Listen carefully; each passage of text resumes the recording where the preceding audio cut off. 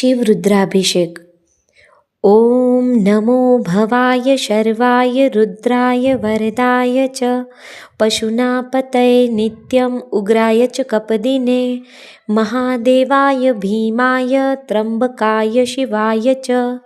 ईशानाय मकद्दनाय नमस्ते मखघातिने कुमारगुरुवे नित्यं नीलग्रीवाय वेदसे विलोहिताय धूम्राय व्याधिनेन पराजिते नित्यं नीलशिखण्डाय शूलिने दिव्यचक्षुषे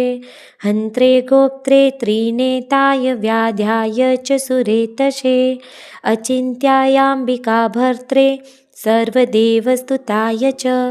वृषभध्वजाय मुण्डाय जटिने ब्रह्मचारिणे तप्तमानाय सलिले ब्रह्मण्यायाजिताय च विश्वात्मने विश्वसृजे विश्वमावृत्य तिष्ठते नमो नमस्ते सत्याय भूतानाप्रभवे नमः पञ्चवक्त्राय शर्वाय शङ्कराय शिवाय च नमोऽस्तु वाचस्पतये प्रजानापतये नमः नमो विश्वस्य पतये महतापतये नमः नमः सहस्रशीर्षाय सहस्रभुजमन्यवे सहस्रनेत्रपादाय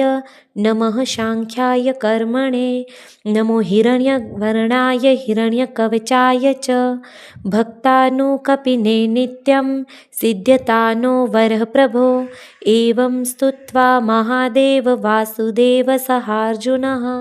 प्रसादयादमास्तभवं तदा शस्त्रोक्तलब्धये ॐ हर हर महादेव हर।